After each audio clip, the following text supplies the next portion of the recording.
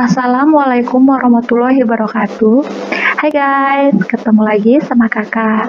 Nah, kali ini kakak akan membahas latihan tentang ulangan harian bab 1, yaitu sistem reproduksi manusia. Langsung aja, soal yang pertama, perhatikan ciri-ciri pembelahan sel berikut. 1. Terjadi 1 kali pembelahan. 2. Menghasilkan 4 sel anakan yang mengandung separuh dari jumlah kromosom induk. 3. Sel anakan memiliki informasi genetik yang berbeda dengan sel induk. 4. Bertujuan untuk pertumbuhan dan penggantian sel-sel yang mati. Ciri-ciri pembelahan yang berlangsung di sel kelamin ditunjukkan oleh angka. Berlangsung di sel kelamin. Berarti kalau berlangsung di sel kelamin, ini namanya pembelahan meiosis.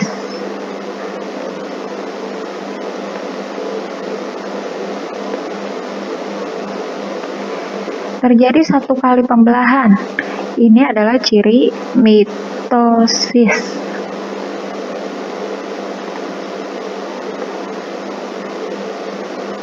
Menghasilkan 4 sel anakan yang mengandung separuh dari jumlah kromosom induk. Ini adalah meiosis. Berarti kita centang. Sel anakan memiliki informasi genetik yang berbeda dengan sel induk. Ini juga ciri dari meiosis. Berarti kita centang. Bertujuan untuk pertumbuhan dan penggantian sel-sel yang mati. Ini adalah ciri dari pembelahan mitosis.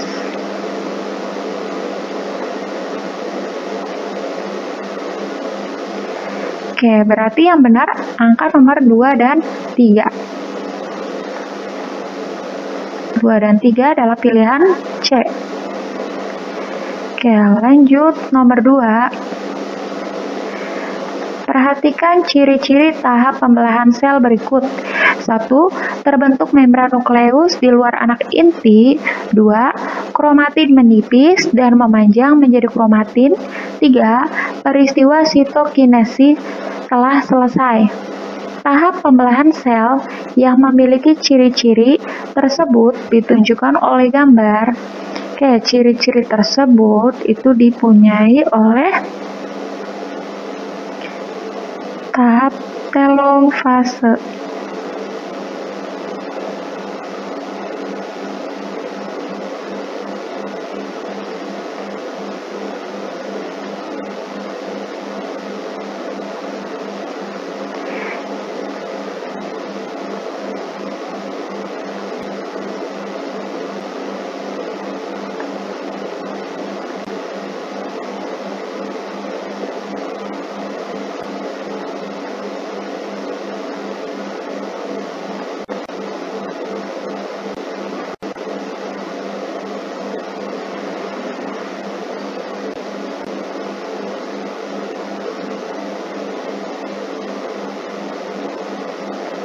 Gambar yang A menunjukkan tahap telofase. Sekarang gambar yang B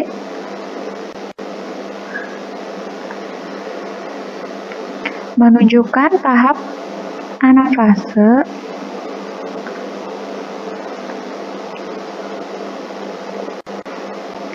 Sekarang gambar yang C itu menunjukkan tahap metafase. Dan pilihan D itu menggambarkan tahap profase.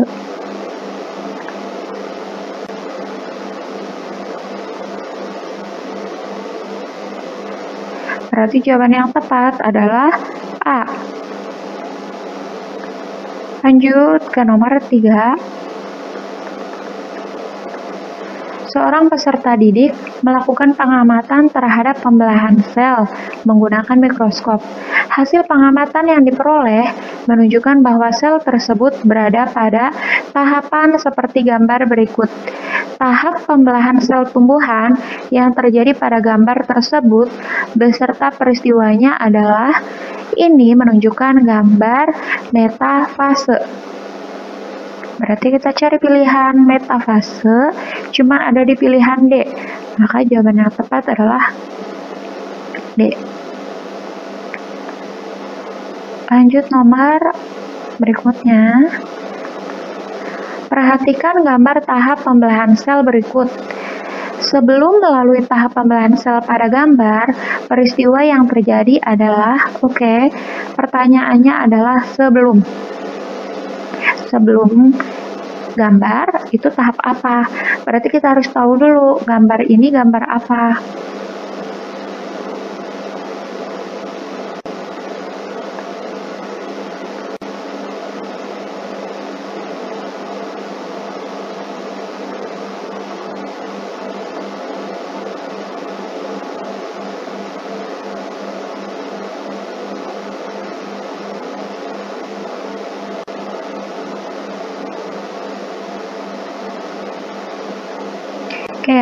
Gambar ini menunjukkan tahap metafase.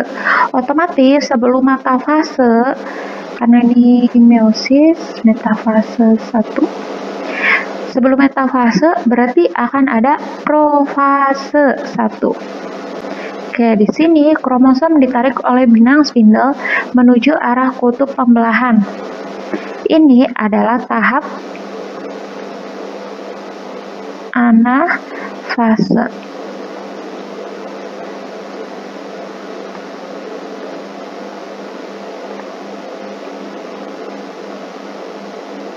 Sekarang pilihan B. Terjadi pertukaran segmen molekul DNA yang sesuai antara dua kromatid. Ini adalah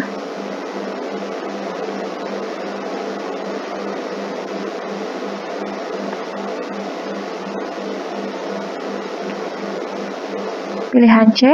Retikulum endoplasma membentuk membran inti di sekitar kelompok kromosom. Ini adalah tahap dari telofase.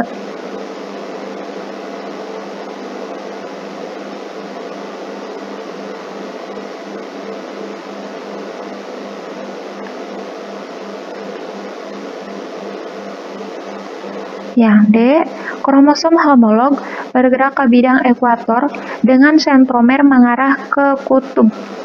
Ini adalah tahap metafase 1. Berarti jawaban yang tepat profase 1 itu ada di pilihan B. Lanjut nomor berikutnya. Dalam meiosis 2 terjadi proses pembelahan sentrosom dan sepasang sentriol memisah menuju kutub berlawanan dan muncul benang spindle yang memancar dari kedua sentriol. Proses tersebut terjadi pada tahap profase 2. Berarti jawabannya D.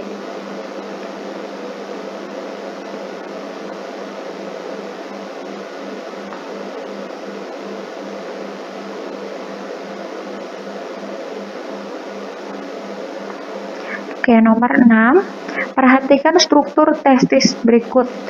Fungsi bagian yang ditunjuk huruf X dan Y secara berurutan adalah yang X ini adalah gambar dari tubulus seminiferus.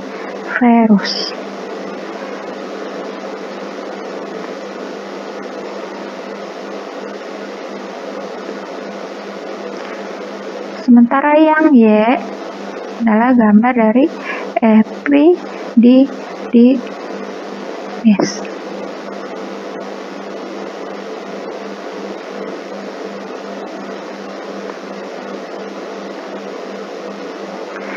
Nah, kata kuncinya harus secara berurutan.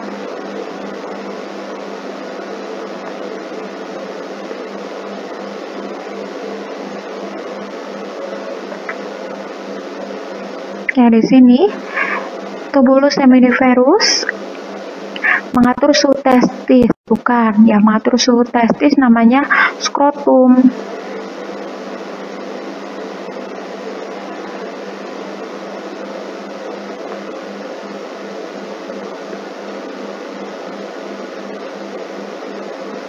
Y. Epididymis, tempat pematangan sperma. Ini benar, tapi X-nya salah. Oke, fungsi X menghasilkan sperma dan hormon testosteron. Ini benar. Sementara kita lihat yang Y, mengangkut sperma matang dari epididymis ke vesicula seminalis. Ini bukan fungsi dari epididymis, tapi fungsi dari vas deferens.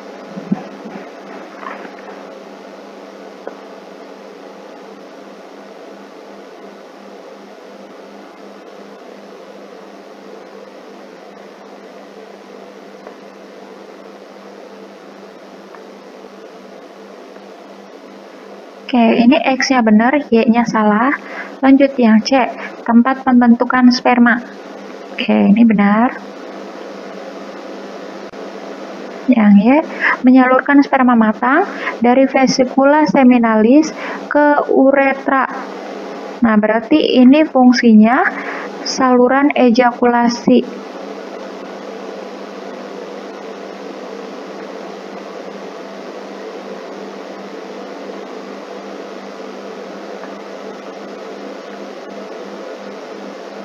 X-nya benar, Y-nya salah.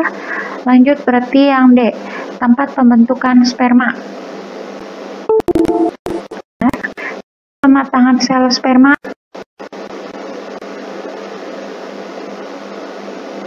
Juga benar. Berarti jawaban yang tepat adalah D. Lanjut nomor 7. Vesicula seminalis merupakan salah satu kelenjar reproduksi. Kelenjar tersebut menghasilkan beberapa jenis zat yang berperan dalam membantu sistem reproduksi. Misalnya, hormon prostaglandin. Hormon tersebut berfungsi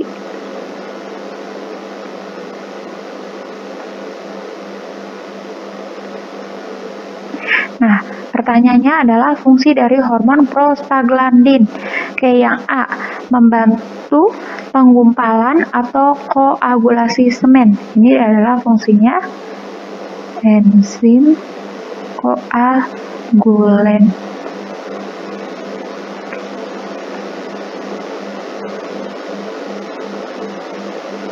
Sebagai sumber energi utama dan nutrisi bagi sel sperma.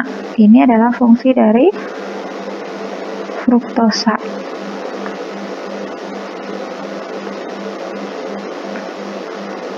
Merangsang kontraksi otot polos pada saluran reproduksi laki-laki. Ini adalah fungsi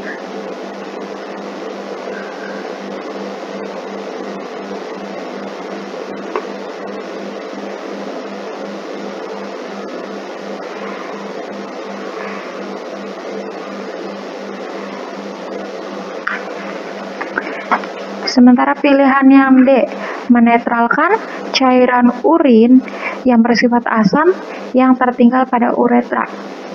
Ini adalah fungsinya zat yang bersifat asam.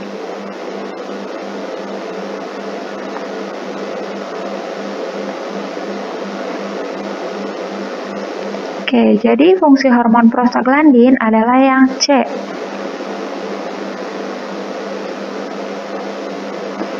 Lanjut, nomor berikutnya.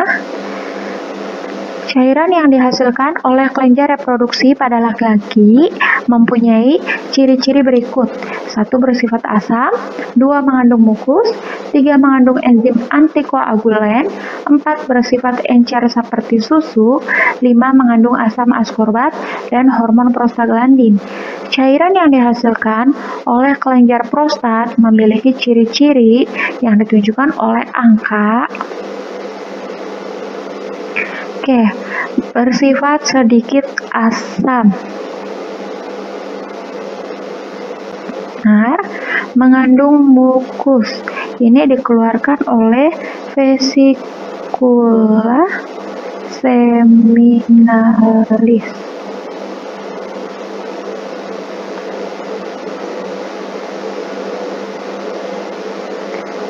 mengandung enzim antikoagulan. Ini benar. Bersifat encer seperti susu, sangat benar. Mengandung asam askorbat dan hormon prostaglandin.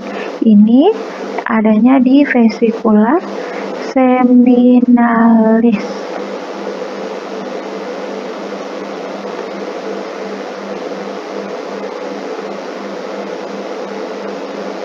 Oke, berarti angka yang tepat ditunjukkan oleh angka 1, 3, dan 4. Maka jawabannya B. Lanjut, nomor berikutnya. Perhatikan gambar organ reproduksi wanita berikut. Oke, bagian yang berfungsi sebagai jalan keluarnya janin saat dilahirkan ditunjukkan oleh angka. Fungsinya jalan keluarnya janin saat dilahirkan. Nah, itu fungsi dari vagina. Oke, ada nomor 1, 2, 3, dan 4. Nomor 1, ini namanya adalah oviduk atau tuba fallopi. Fungsinya untuk tempat fertilisasi.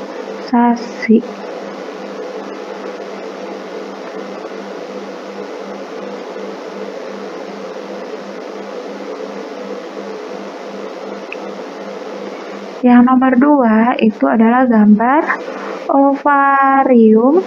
Fungsinya menghasilkan sel telur atau ovum.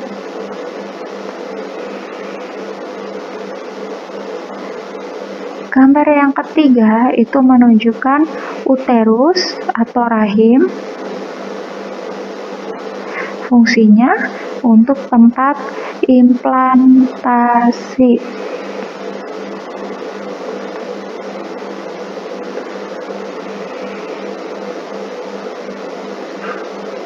Dan yang keempat itu adalah gambar vagina.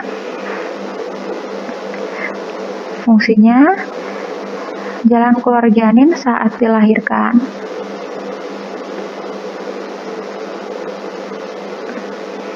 Oke, berarti jawabannya angka nomor 4, D.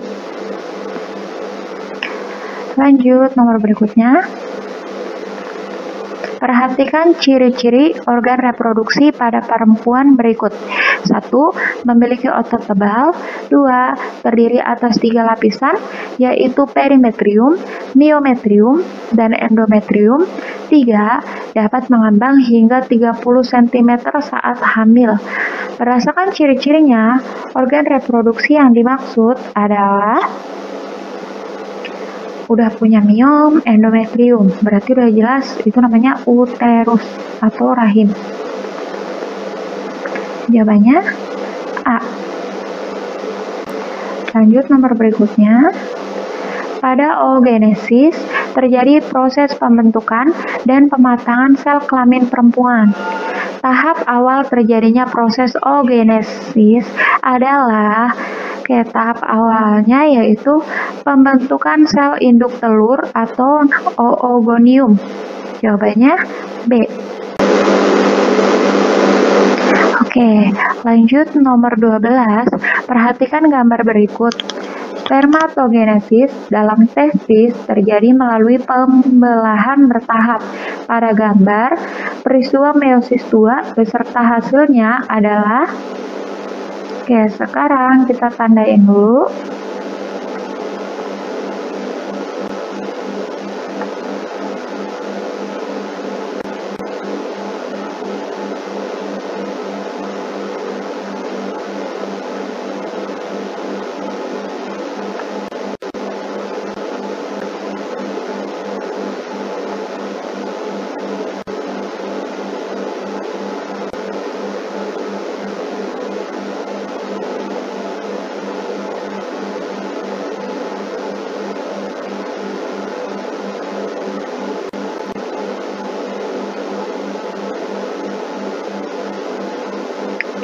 Oke, bagian A ini namanya spermatogonium.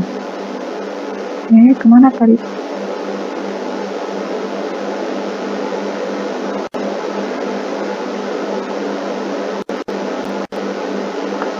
Terus yang nomor 1 itu namanya pembelahan mitosis.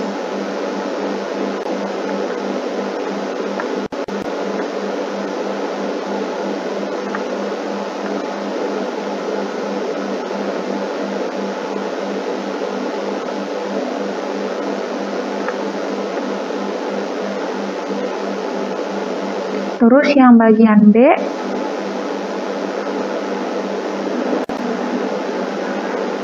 itu adalah spermatosit primer.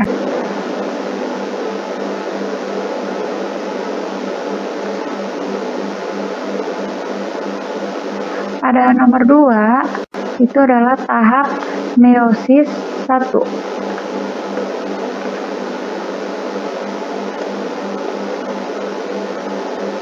Pada bagian C itu adalah spermatosit sekunder.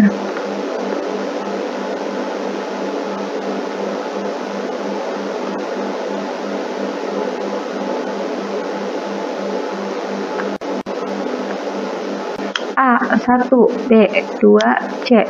Sekarang yang nomor 3 itu adalah tahap meiosis 2. Terus pada bagian D itu dia menghasilkan spermatid.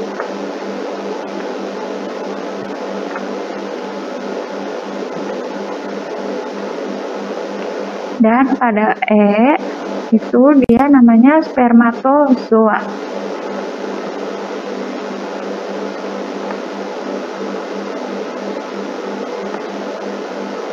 Oke, jadi meiosis 2 itu terjadinya pada nomor 3, sementara hasilnya itu adalah spermatid, itu D. Jadi pasangan 3 dan D. Jawabannya C. Lanjut nomor 13. Sejak bayi masih dalam kandungan hingga dewasa, oogonium dalam ovarium mengalami perkembangan. Oogonium pada masa bayi memperbanyak diri secara mitosis, membentuk oosit primer. Jawabannya C. Lanjut, nomor berikutnya.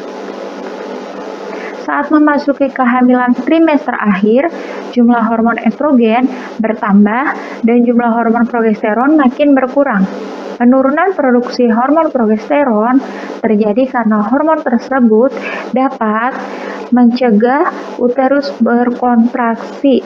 Jawabannya B. Nomor 15, perhatikan grafik perubahan kadar hormon pada siklus menstruasi berikut. Pada fase yang ditunjuk huruf X, terjadi proses, kalian bisa lihat, X ini terjadi antara 1 sampai 5. Antara 1 sampai 5 berarti itu proses menstruasi. Menstruasi berarti peluruhan dinding rahim, atau di sini peluruhan sel telur. Jawabannya B. Nomor berikutnya, sel darah dan pembuluh darah pertama pada embrio dibentuk di dalam sakus vitellinus atau kuning telur. Jawabannya D. Oke, nomor 17. Perhatikan gambar struktur membran kehamilan berikut. Bagian yang ditunjuk huruf Q pada gambar berfungsi. Ini Q itu nunjukin tali pusar. Jadi, nama lain tali pusar adalah allantois.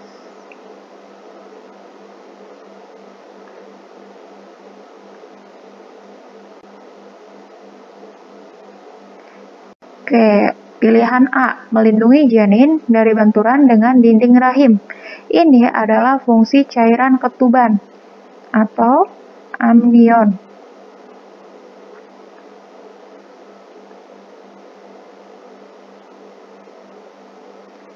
Memberi ruang gerak bagi janin selama berkembang. Ini juga fungsi dari amnion. Menjaga janin dari serangan bakteri patogen, ini adalah fungsi amnion. Berarti jawaban yang tepat, fungsi tali pusar atau allantois adalah menyalurkan makanan dan oksigen ke embrio. Jawabannya C. Lanjut nomor berikutnya. Selama 1 minggu, Bu Mawar mengalami keputihan dengan bau tidak sedap, nyeri di perut bagian bawah, alat kelamin terasa sakit, dan keluar nanah dari saluran kencing. Berdasarkan gejalanya, nama penyakit reproduksi yang diderita Bu Mawar beserta jenis mikroorganisme penyebabnya adalah Oke, di sini kita garis bawain ciri-cirinya. Yang paling penting itu adalah ini kata kuncinya, keluar nanah dari saluran kencing. Nah, otomatis itu nama penyakitnya gonore, mikroorganismenya namanya Neisseria gonore. Jadi pilihan yang tepat adalah A.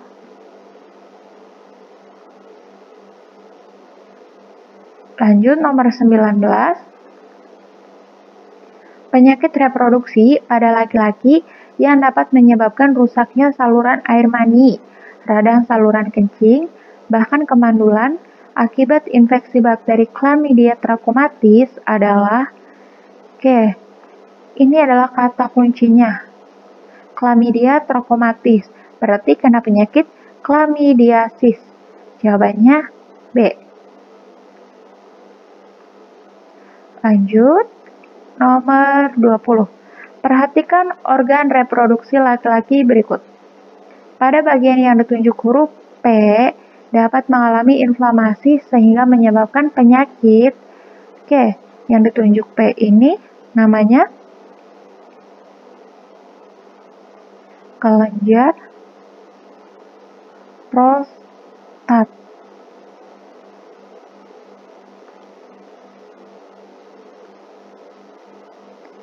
Nah, kalau kelenjar prostatnya itu mengalami inflamasi, berarti nama penyakitnya prostatitis. Maka jawabannya adalah B. Oke, sekian untuk pembahasan soal pada bab sistem reproduksi manusia. Kita ketemu lagi di materi selanjutnya. So, stay tune. Nah, wassalamualaikum warahmatullahi wabarakatuh.